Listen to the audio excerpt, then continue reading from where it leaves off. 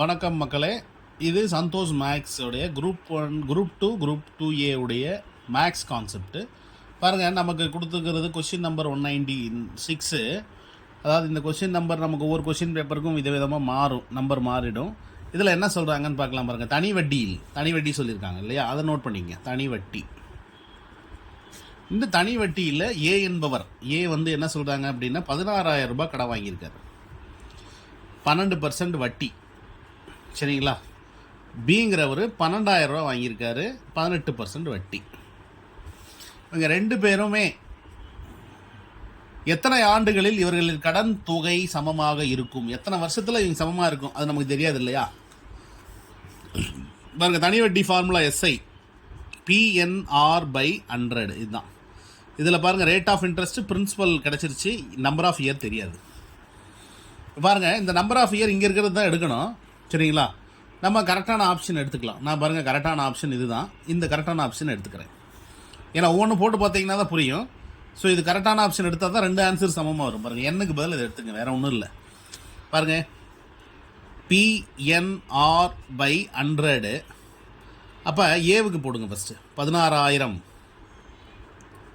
எண்ணு வந்து 16, 2/3. 2/3.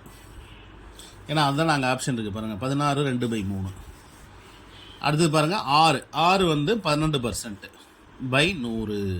இப்போ இந்த 2 ஜீரோவை கேன்சல் பண்ணிவிட்டு இப்போ எழுதுங்க பார்க்கலாம். 160, 16 × 3. சரிங்களா. 16 3 எவ்வளோ ஆகுது உங்களுக்கு? 16 3 48 கூட்டல் 2 50/3 × 12. இதையும் கேன்சல் பண்ணிடுங்க. 4 வருமா?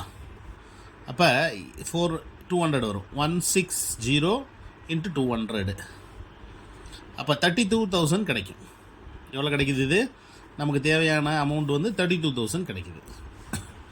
சரி, இப்போ நம்ம என்ன பண்ணுறோம், இதே மாதிரி அந்த இதுக்கு போடணும் இல்லையா, அவருக்கு போடலாம். பாருங்க, 12,000 அவருக்கு போட்டிங்கன்னா 12,000.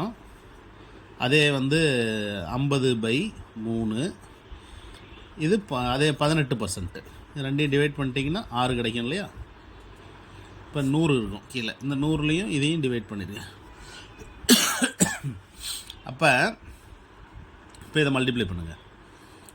120 × 300. சரிங்களா. எவ்வளோ கிடைக்குது? 120 × 300. அப்போ பார்த்தீங்கன்னா பாருங்கள், 36,000 கிடைக்கும்.